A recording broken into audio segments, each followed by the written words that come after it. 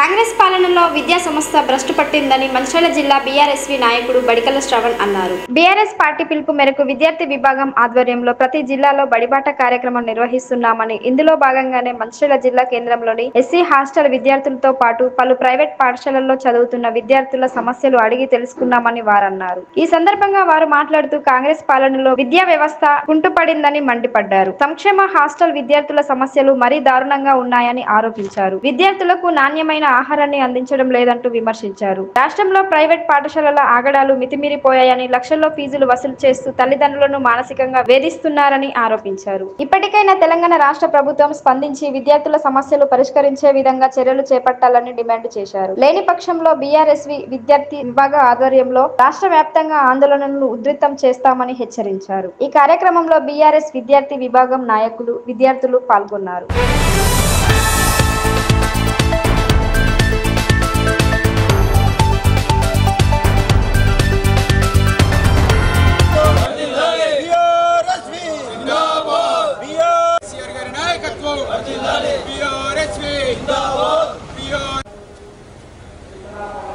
జై తెలంగాణ,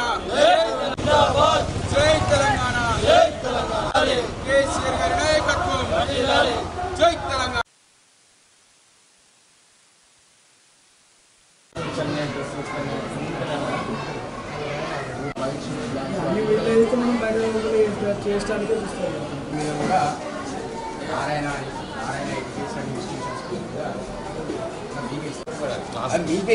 మాకు అర్థం చాలా కంప్లైంట్స్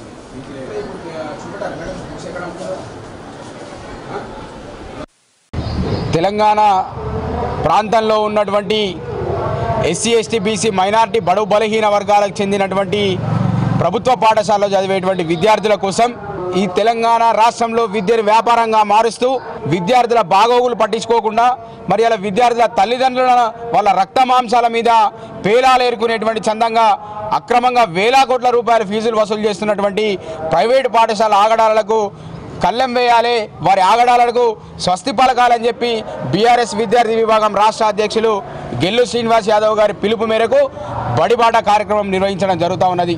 మంచిర్యాల జిల్లాలో మంచిర్యాల నియోజకవర్గంలో ఇక్కడ ఉన్నటువంటి జిల్లా అధ్యక్షులు బాల్కా సుమన్ గారు మరియు అట్లాగే బీఆర్ఎస్ యువజన విభాగం రాష్ట్ర నాయకులు నడిపెల్లి విజిత్ రావు గారి నేతృత్వంలో ఇలా షెడ్యూల్ కులాలకు సంబంధించినటువంటి ఎస్సీ హాస్టల్ మంచిర్యాలలో ఈరోజు సందర్శించడం జరిగింది.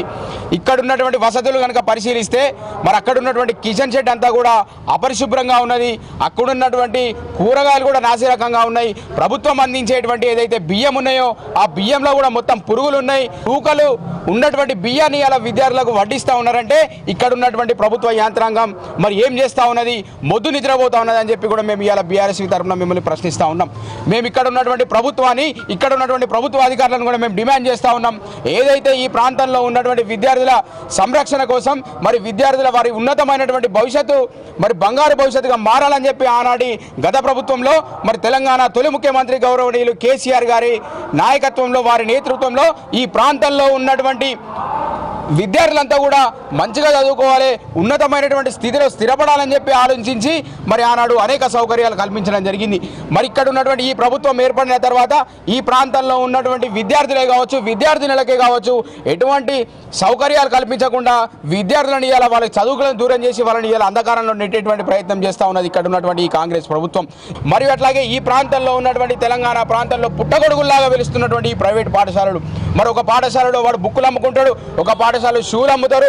మరి ఇలా తల్లిదండ్రుల నుండి వాళ్ళ రక్త మాంసాల మీద ఇలా వేల కోట్ల రూపాయలు వసూలు చేస్తూ ఇలా వాళ్ళు పబ్బం గడుపుకుంటున్నా కూడా మరి పైశాచిక ఆనందం పొందుతున్నటువంటి ప్రభుత్వం, ప్రైవేటు పాఠశాలలు ఇచ్చేటువంటి కాసులకు కకృతి పడుతున్నటువంటి ఈ ప్రభుత్వం వారిపై వెంటనే చర్యలు తీసుకోవాలని చెప్పి కూడా బీఆర్ఎస్ పక్షాన్ని డిమాండ్ చేస్తూ ఉన్నాం. లేని పక్షంలో రాబోయే రోజులలో పెద్ద ఎత్తున ఆందోళన కార్యక్రమాలు చేస్తామని చెప్పి కూడా ఈ సందర్భంగా బీఆర్ఎస్ తరఫున ఈ ప్రభుత్వాన్ని మేము డిమాండ్ చేస్తూ ఉన్నాం.